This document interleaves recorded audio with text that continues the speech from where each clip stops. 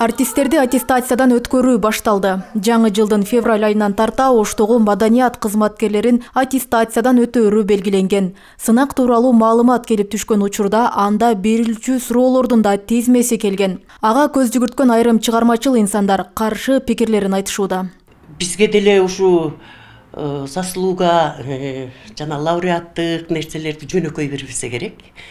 Ошол эле театрда иштеген, ошол эле хекте иштегендер, ошол эле худсоветтин мүчөлөрү бардыгы көрүп туруп, анан биздин кичине болсо да эмгегибизди баалап туруп берсе керек деп ойлойм. Худсоветке көрсөтүп бүткөндөн кийин хек деген бар. Ошол хек келип биздин спектакльдерди кабыл алышат. Менин оюмча артисттерге берилген аттестация ушул болуш керек деп ойлойм да.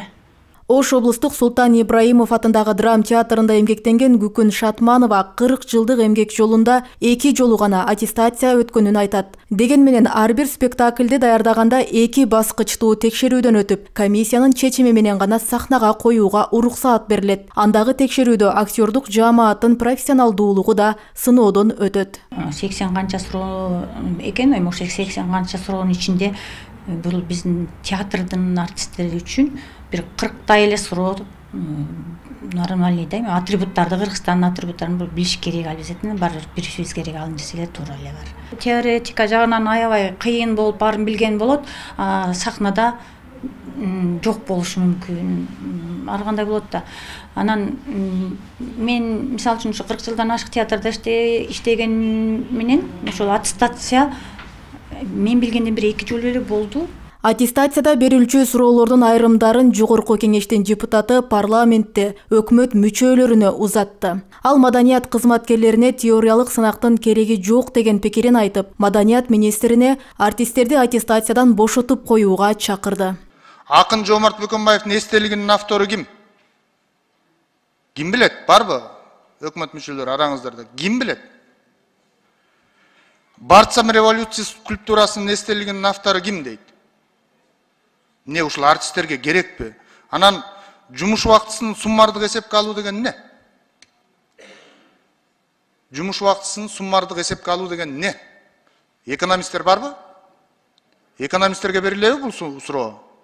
Же артисттерге берилеби?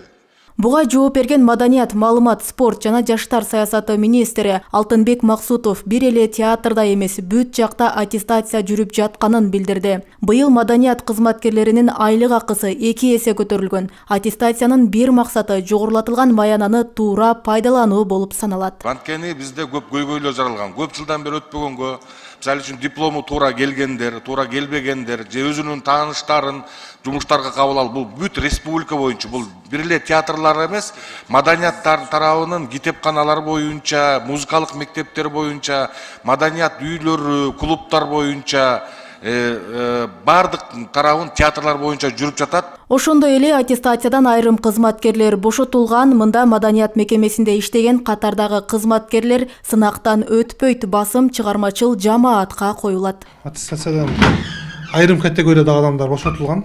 Мисалы кош бойлуу аялдар, ишке жаңыдан ишке киргенде 6 ай боло элек кызматкерлер кирет. Анан кийин буга техникалык тейлөөчү персоналдар өтпөйт будан. Анан кийин негизги АУП башкаруу персоналдары, артисттер, негизги персоналдар гана өтөт. Техникалык тейлөөчү персоналдар өтпөйт.